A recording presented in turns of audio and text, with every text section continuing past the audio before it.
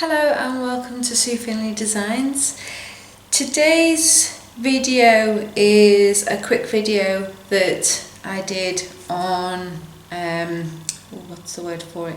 It's a cake tray. It's a metallic cake tray. I don't know if you can see the shine of the metallic through there. It's lightweight and I just happened to have it on hand. I found it in my garage of all places. I thought, oh, I wonder if I could pour on that because it had a nice shiny finish.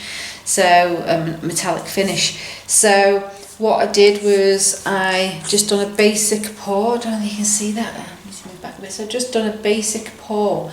Now the colours, when I started blending them, started going a bit muddy, and I wasn't as keen on it because I like the blue here, and I'd lost quite a lot of the blue. Can you see that there? Just I lost quite that nice colour blue on the rest of the piece, and I was thinking it was just looking a bit ordinary and a bit average, so I added the stones. Well, you know how I like to add stones to the resin for a bit of texture, but I added stones, and then it still was missing something. It still was missing a bit of depth. It was quite flat looking, so what I did was, while the resin was still curing, it'd been cured for about an hour, I actually added some India ink. I just poured that straight on the bottom here, and then using the stick I dragged it through the resin. Now I've done this previously on the geode one, and I know that it worked fine doing that, and that it didn't stop the resin from curing because that was an early experiment, so I knew that would be fine.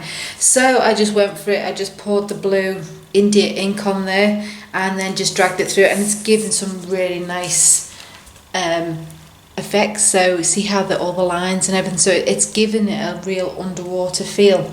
So yeah, so that's basically how I created this lightweight resin. What I will do on the back, I will hot glue on a hanger so that we can either hang it or it can sit on a stand. But yeah, so without further ado, let's get in with how I created this piece. Okay, the first thing we need to do is to tape up the back. Quite often I'll stick a dam on round pieces, but on this one I'm quite happy to just let it flow over the side, so I'm just going to stick some tape on the back to make it easy to remove any drips.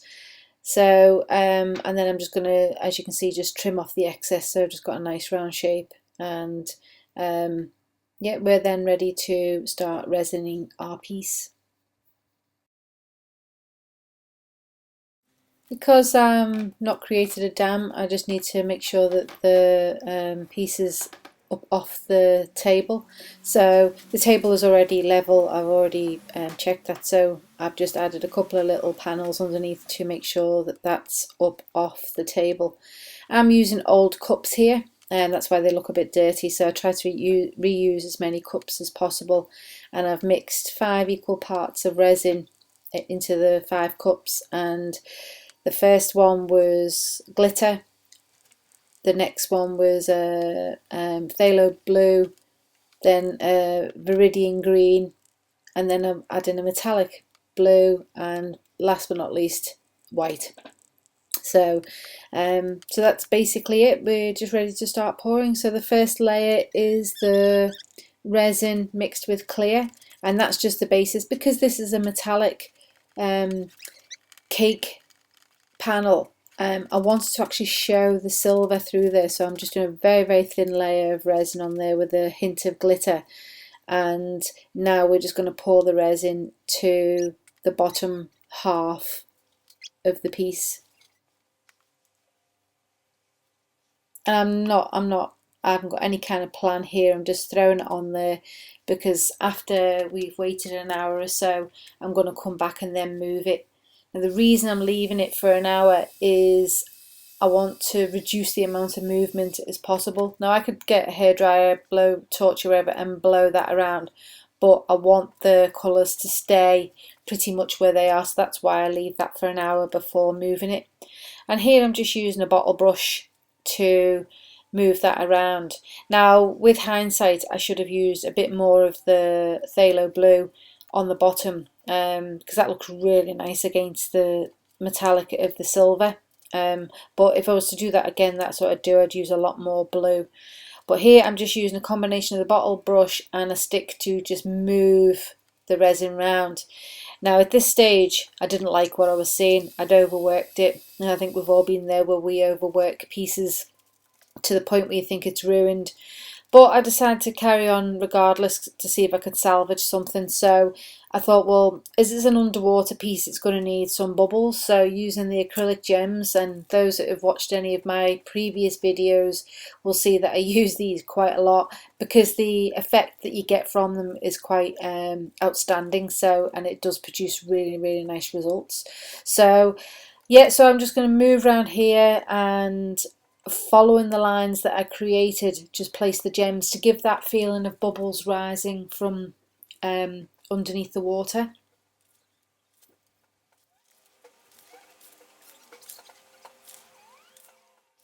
At this stage I still wasn't sure whether I was going to be able to salvage it, but for what it cost me, the cake base I think I got for a couple of dollars. I'm using around about 600 milliliters sorry, of resin, and the stones themselves only cost me $3 or $4. So at this point it's not costing me a lot of money, so it was worth just continuing on to see if I could actually salvage something. Plus I thought it would be a good idea to show you, one, if it didn't work out, you know, that even us people that do the tutorials make mistakes as well, but also to show you that, you know, you can actually salvage something should this turn out to be one worth sharing at the end.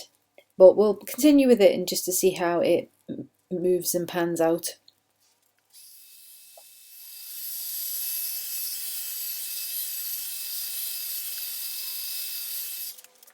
So once I'd laid the stones, I felt that the movement of the resin underneath was not natural enough looking enough, so I decided with the stick to give it some flow. So following the shape of the stones and the other resin, using the edge of a stick, I was just pulling the resin through, and this gives quite a nice effect, which you can see in the white there how it drags it through and creates some nice shapes and patterns. So I'll just go through here and just make sure that every section, I'll drop the stick then, but not to worry, it was no harm done.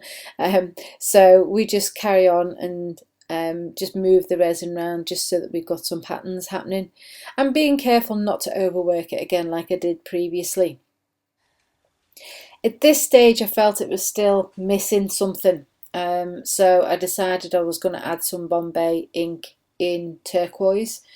Now, I've used Bombay ink before on curing resin and it didn't affect the curing of the resin at all, so I was not worried about doing this. So to add depth and movement, I've actually started placing the Bombay ink to the bottom of the resin piece and using the stick just start dragging it up to create lines and shape and things, following the pattern that I did with the stones and the resin. So yeah, so that most of the ink is just being applied to the bottom. I mean, you don't need a lot of ink. I'm just doing a couple of little drops in each and then just using the stick to pull it out.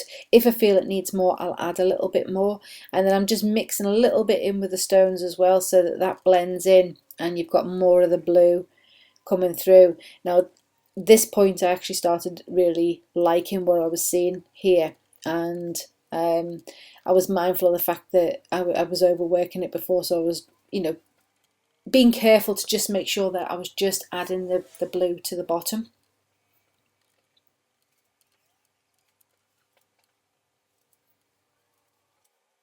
Now adding ink in this manner gives you a lot more control. You can sort of colour the resin without actually disturbing the curing of it, and as you can see it produces some really nice effects. So you can see where I dragged the stick through earlier to create those shapes, but adding the blue ink to the base of the piece just really helped lift it and give it a bit of a boost, really, for want of a better word, and it's like it's made an ordinary piece into a more interesting piece. So this has been left overnight and it's now fully cured, so it's now time to remove the tape. I just moved some of the drips. Now that's the beauty of this plastic sheet, that the drips just peel off quite easily, so you can reuse the tablecloth on more than one occasion. So this comes off really easily. There's no drips left on the back whatsoever. You saw how easy that came off, and that's then the completed artwork. As you can see, this was a good example of not giving up on a piece when you think that it's not quite going according to plan. With a little bit of playing around, I was able to salvage it and produce something that was well worthy of keeping. So I hope that is give you some inspiration for some of your failed pieces that you're not sure what to do with. I hope you enjoyed this video and that it's given you inspiration for some new pieces of your own. If you would like to see more exclusive content, or would like to join the Facebook group learning some new techniques and new ideas, then please take a look at the description below, where I have some handy links there for you for easy access. So once again, thank you for watching. I hope you enjoyed it, and so until next time, thank you and goodbye.